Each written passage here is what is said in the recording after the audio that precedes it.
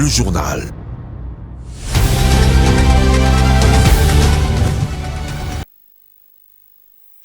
Merci de vous joindre à nous pour vous informer. Madame, Monsieur, bonsoir et bienvenue à cette session d'information dont voici l'ossature.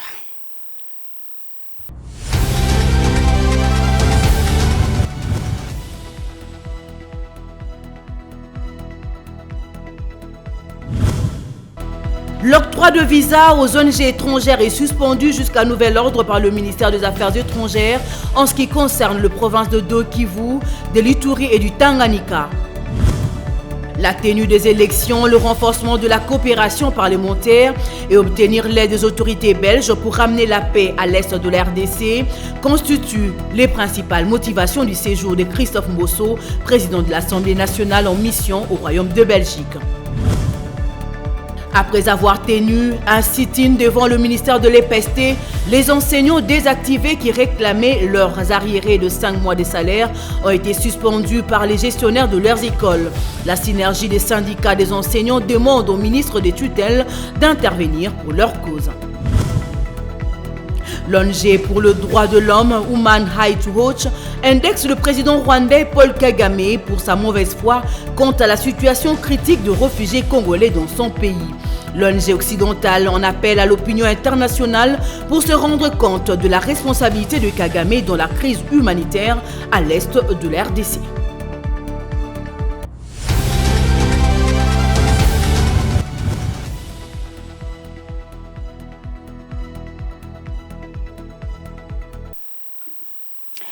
Bonsoir. Suspension de visa aux membres des organisations non gouvernementales ONG qui veulent accéder aux provinces d'Ituri, Nord Kivu, Sud Kivu et Tanganyika. Décision prise par le vice-premier ministre, ministre des Affaires étrangères, Christophe Lutundula, suite à l'état de siège dans ces provinces. Suivez le détail avec Bijou Lumuna. Dans une circulaire du 11 janvier 2023, le vice-premier ministre, ministre des Affaires étrangères, Christophe Lutundula Apala, demande aux ambassadeurs et postes consulaires de suspendre l'octroi des visas aux membres des organisations non gouvernementales, en sigle ONG, voulant se rendre dans certaines provinces. Il s'agit de la province du Nord et Sud Kivu, d'Ituri et la province du Tanganyika.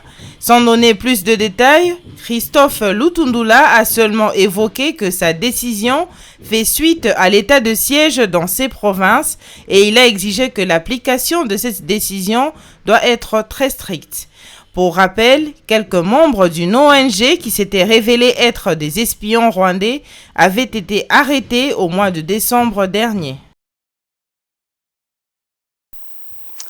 Et puis l'ONG internationale de défense des droits de l'homme, Human Rights Watch, accuse le président rwandais Paul Kagame de politiser le droit de réfugiés. Dans un communiqué, cette organisation affirme que la déclaration de ce chef d'État en rapport avec le réfugié congolais sur le sol rwandais témoigne du refus des autorités du Rwanda de prendre leurs responsabilités et d'assurer que justice soit rendue pour les abus perpétrés par les forces de sécurité rwandaises, y compris à l'encontre de réfugiés suivis.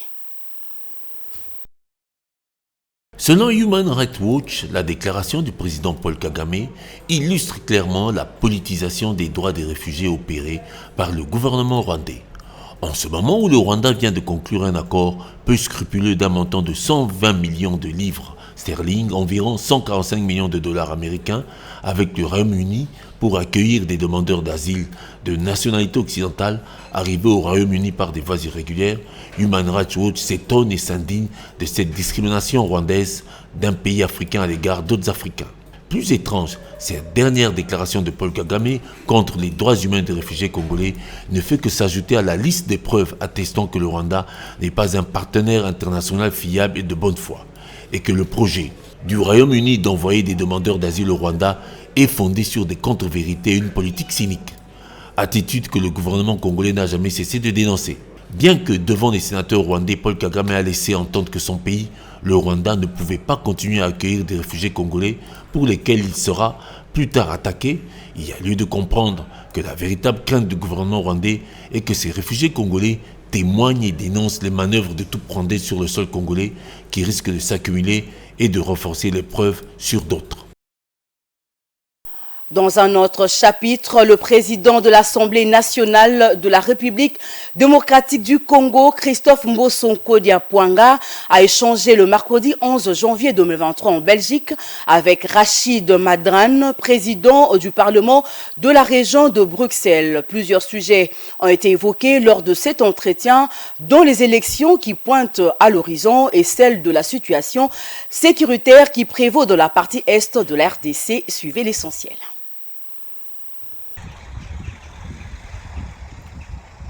Pour ce qui est du processus électoral, Christophe Mbosonko Dia a fait savoir à son homologue belge que la RDC reste déterminée à ce que les élections soient organisées dans le délai prévu par la Constitution. Abordant la question sécuritaire, le speaker de la Chambre basse du Congo est revenu sur l'implication du chef de l'État Félix Tshisekedi pour rétablir l'ordre malgré la mauvaise volonté du président rwandais Paul Kagame qui refuse de collaborer en dépit de la bonne volonté exprimée par les autorités congolaises. Nous sommes venus en visite de travail en Belgique, rencontrer les autorités belges pour leur présenter la situation de la République démocratique du Congo.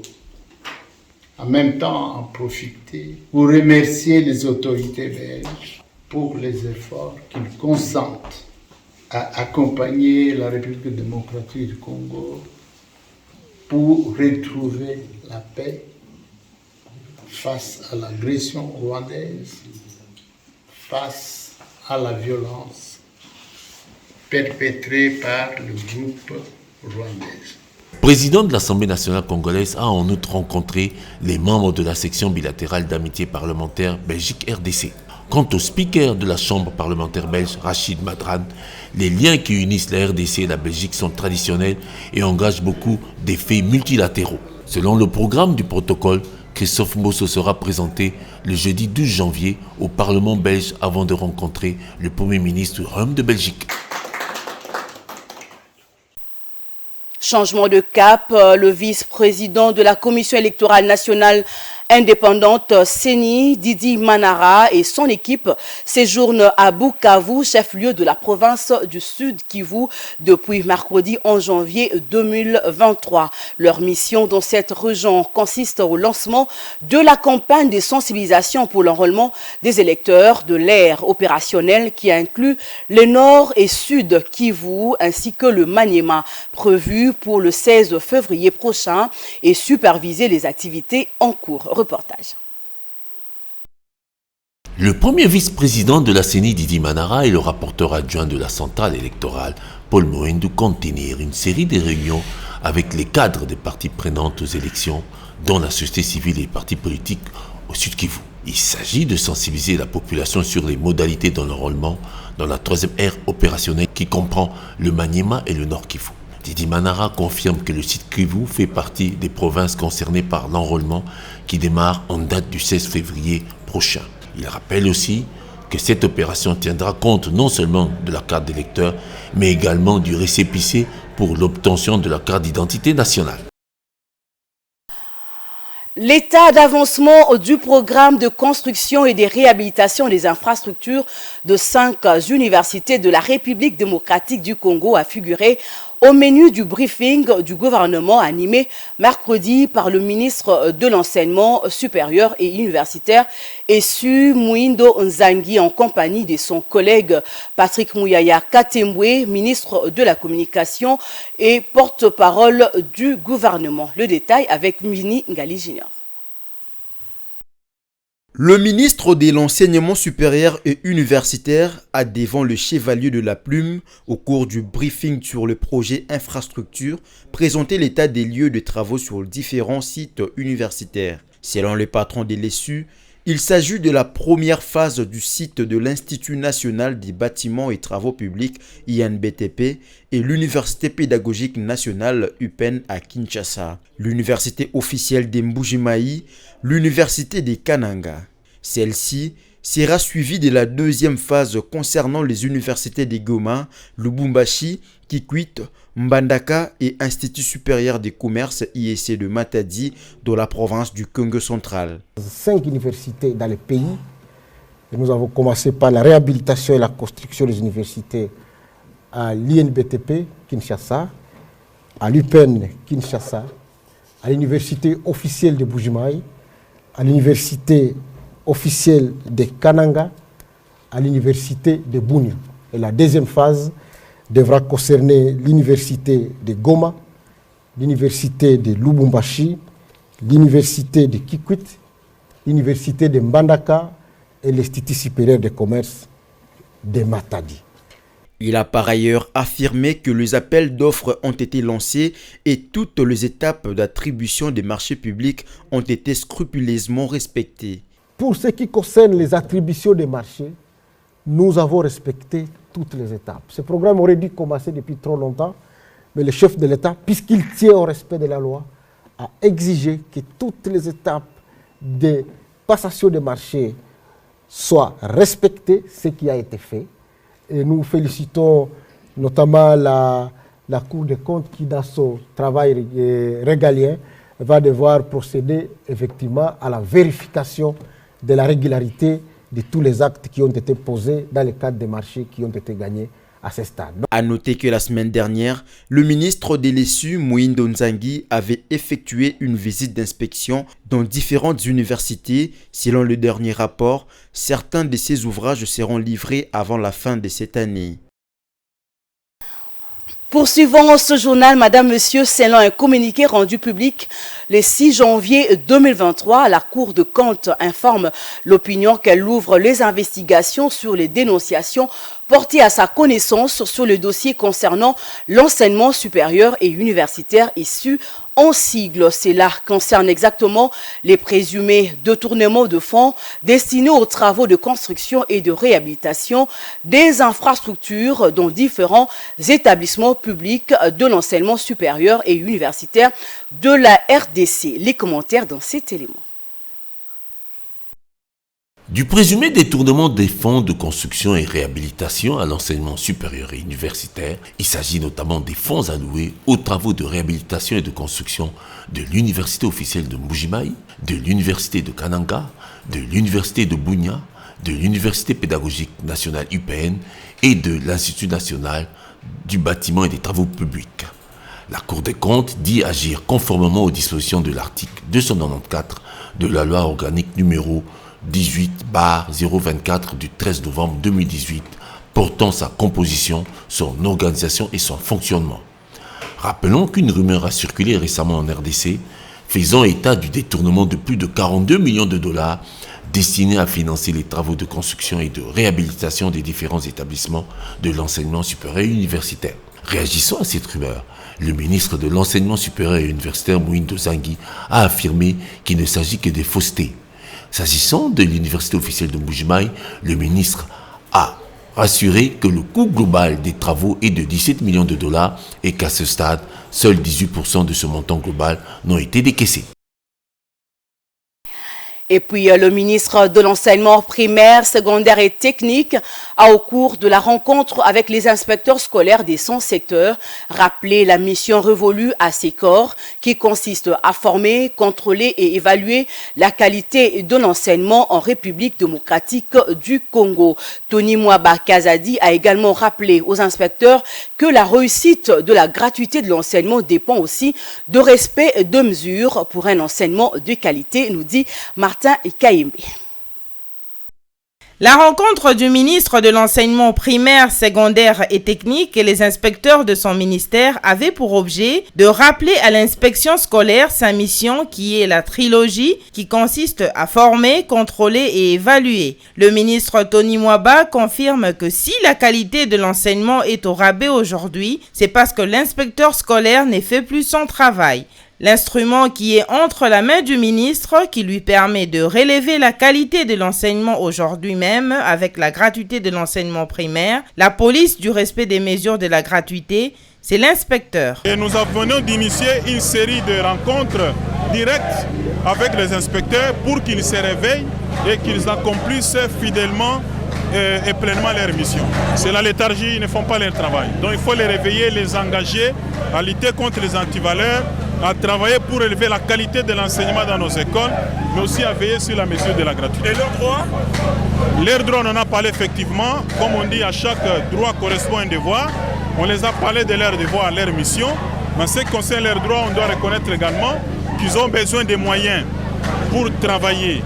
Il y a d'autres, on a déjà engagé, on attend que ça soit résolu. Et il y a aussi une équipe qu'on a mise sur place pour évaluer tous les besoins de l'inspection scolaire de nos jours pour permettre à celle-ci d'accomplir ses missions. Nous sommes en train d'y travailler dans le cadre du budget 2023. Nous allons nous battre pour améliorer aussi leurs conditions de travail. Les mots que l'on reproche aux inspecteurs, c'est la léthargie. Ils ne font plus leur travail, a ajouté le ministre Tony Mwaba.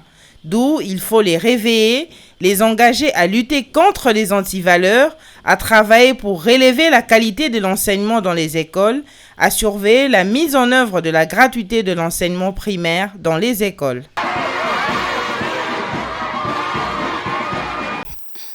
Dans ces mêmes chapitres, les enseignants de la RDC vont désormais bénéficier de la couverture sociale. Le gouvernement congolais, à travers la Caisse nationale de sécurité sociale des agents publics de l'État, CENSAP en sigle, a intégré les enseignants du secteur de l'enseignement primaire, secondaire et technique et EPST dans le programme de la couverture sociale en vue de leur assurer une meilleure pension de retraite. Cette mesure qui vise à faire bénéficier les enseignants des avantages au même titre que d'autres agents publics de l'État est le résultat de la loi du 15 juillet 2022 portant au régime spécial de sécurité sociale des agents publics de l'État promulguée par le président Félix Tshisekedi. À ce sujet, Cécile Chiombo, secrétaire générale du syndicat des enseignants du Congo, SIECO, a fait savoir que grâce au système de solidarité intergénérationnelle, ce sont les actifs d'aujourd'hui qui supportent les retraités. Dans le cadre de la couverture sociale des enseignants de l'EPST, les actions de la CENSAP vont principalement se pencher sur les années de prestation de chacun de ces derniers. La couverture sociale donc des enseignants est une concrétisation de l'un des objectifs de la CENSAP, sous le leadership du DG Junior Mata, qui s'est résolument engagé à soutenir la sécurité sociale des agents publics avec l'accompagnement du ministère de tutelle Jean-Pierre Liao. Et puis, les enseignants désactivés et réactivés qui ont manifesté le 10 janvier 2023 dernier devant le ministère de l'EPST pour réclamer leurs arriérés de 5 mois de salaire ont été tous suspendus sans raison, selon Jean Bosco Pouna, secrétaire général et porte-parole de la synergie des syndicats des enseignants de la RDC. Il s'est dit solidaire de ces collectifs des enseignants désactivés et demande au ministre de l'EPST, Tony Mwaba Kazadi, de donner l'ordre aux gestionnaires de lever cette suspension. Suivez-les en duplex au micro de Muriel Monsa.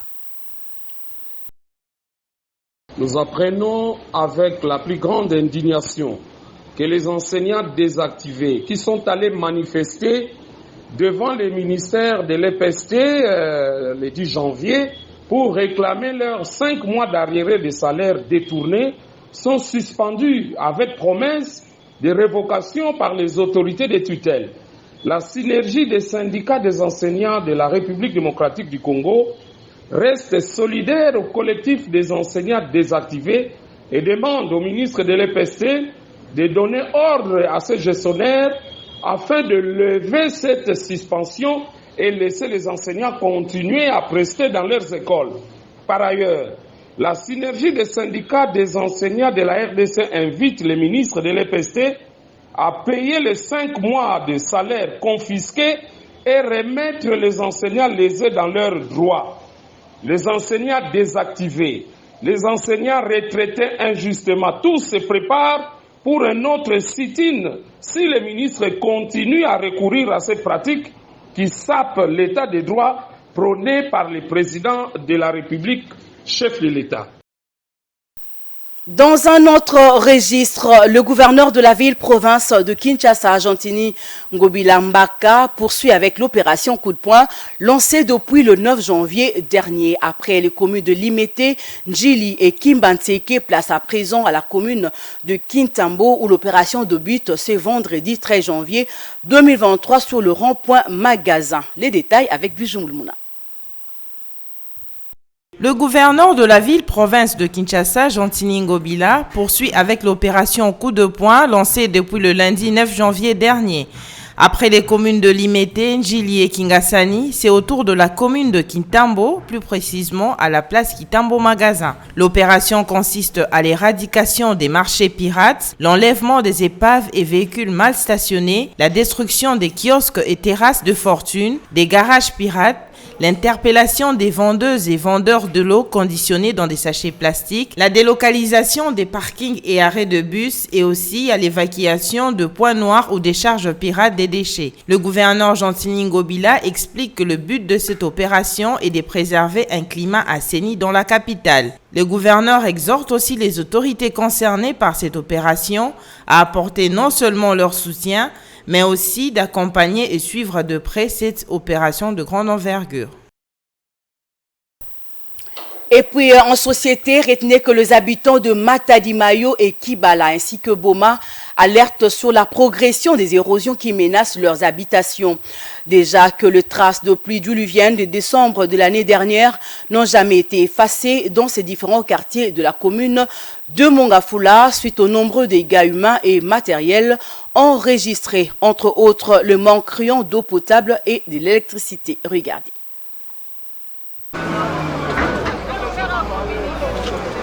Les traces de pluie diluvienne de décembre dernier sont loin d'être oubliées au quartier Matadi-Mayo et Boma dans la commune de Mongafula, à l'ouest de Kinshasa, où la ville avait enregistré plusieurs dégâts humains et matériels. Si les travaux exécutés par l'agence de grands travaux sur les sites, compris entre le marché Matadi-Kibala et Envrac, sur la nationale numéro 1 avancent, mais le calvaire persiste sur l'avenue 3e République, conduisant vers le quartier Mayo et Boma, où la pluie est perçue comme un ennemi de la population de ces coins. C'est depuis plus d'un mois et après ce drame que ces coins n'a plus d'eau potable suite à la tuyauterie coupée et emportée par les eaux de pluie. Cette population est donc obligée de se plier aux exigences de propriétaires de forages et la population craint de maladies. Sur ces petits trajets, les habitants sont forcés de faire le demi-terrain avec le même prix de course payé autrefois, soit de faire le pied pour atteindre la nationale numéro 1.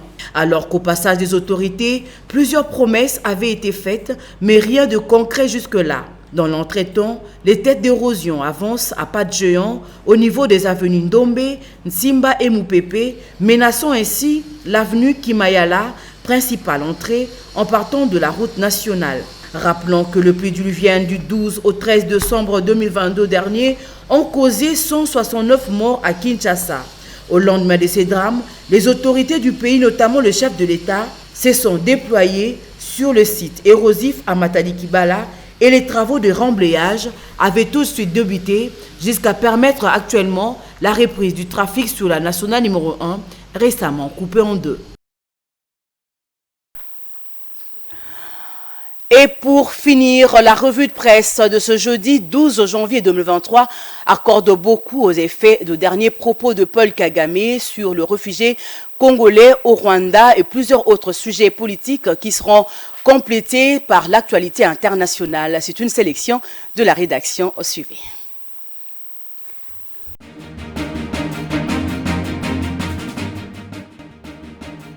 Paul Kagame ne doit pas se dérober de sa responsabilité, titre l'avenir, au sujet des réfugiés congolais déplacés de force au Rwanda par l'effet de l'agression qu'il a lui-même engagée sous couvert du M23.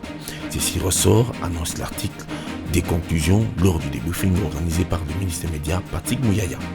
Pour la prospérité qui livre d'autres informations tirées du même débriefing, il s'agit de la série d'actions chirurgicales que le gouvernement prévoit en rapport avec les nouvelles infrastructures, réformes et innovations en vue que les deux ministres Mouindo et Mouyaya ont dévoilé. Changeons de sujet avec le journal qui avise que sur le litige opposant l'honorable Lambert Mende et le journaliste Peter Tchani, qui défraie dans le milieu de la presse, l'UNPC donne une leçon de droit au CESAC. en l'instruisant sur ses attributions qui ne concernent pas ce sujet. C'est donc une précipitation incorrecte dans le chef du CESAC qui ferait, explique le journal, mieux de laisser l'UNPC gérer ce litige. Un autre sujet préoccupant avec Forum des As qui évoque les propos du ministre Didier Boudimbu, épinglé par l'ONG Justicia, qui accuse qu'il s'agit carrément d'une incitation à la haine raciale. Et l'article de commenter en ces termes, un ministre Sama dérape, Justicia monte au créneau. Il reprochait à Didier Boudimbu d'avoir déclaré et traité en public tout candidat mulâtre de chauve-souris.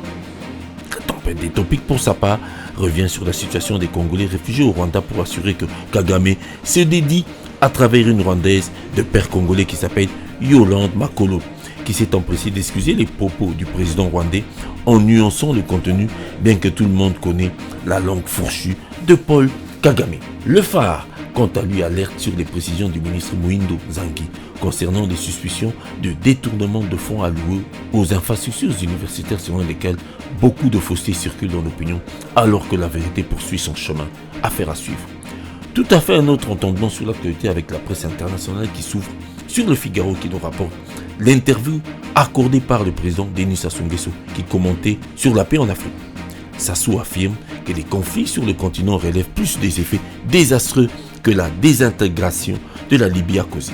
Cette disparition de Kadhafi a provoqué le développement du djihadisme au Sahel, au Nigeria et au nord du Cameroun, à la frontière de la RDC et de l'Ouganda. Aussi a-t-il reconnu que le projet Route Rail entre Brazzaville et Kinshasa comptait beaucoup pour la RDC et son pays, comme il était important que la communauté internationale s'engage à forcer la paix dans la région centrale du continent. Le Parisien livre une redoutable et bien triste conclusion sur les générations avec ce titre. On est la génération sacrifiée pour tous ceux nés entre 1961 et 1973. Entre 1961 et 1973, en termes des avantages prévus et arrêtés avec les réformes envisagées en France. Ces Français ne sont pas les seuls sacrifiés. C'est pareil en RDC. Et très rapidement, voyons le reste des journaux avec Le Monde qui explique comment la Chine exporte ses outils de surveillance générale qui font peur au monde entier. Libération offre à Denis Sassou Nguesso et au pétrole de son pays gros plan pour définir qu'avec ce pétrole, il y a le président au sommet, l'intermédiaire et à la base de la pyramide, les millions disparus de la société Orion Oil, gérée par un proche du président Lucien Ebata, aujourd'hui porté disparu. Merci pour votre attention, mesdames et messieurs, c'est tout pour la revue. Voilà, c'est la revue de presse qui nous donne l'ordre de boucler cette édition. Mais avant de nous séparer, place au rappel des titres.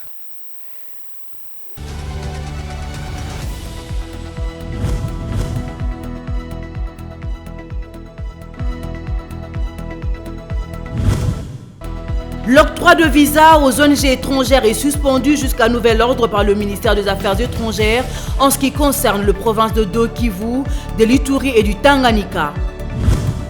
La tenue des élections, le renforcement de la coopération parlementaire et obtenir l'aide des autorités belges pour ramener la paix à l'est de la RDC constituent les principales motivations du séjour de Christophe Mbosso, président de l'Assemblée nationale en mission au Royaume de Belgique. Après avoir tenu un sit-in devant le ministère de l'EPST, les enseignants désactivés qui réclamaient leurs arriérés de 5 mois de salaire ont été suspendus par les gestionnaires de leurs écoles. La synergie des syndicats des enseignants demande au ministre des tutelles d'intervenir pour leur cause. L'ONG pour le droit de l'homme, Human Rights Watch, indexe le président rwandais Paul Kagame pour sa mauvaise foi quant à la situation critique de réfugiés congolais dans son pays. L'ONG occidentale en appelle à l'opinion internationale pour se rendre compte de la responsabilité de Kagame dans la crise humanitaire à l'est de la RDC.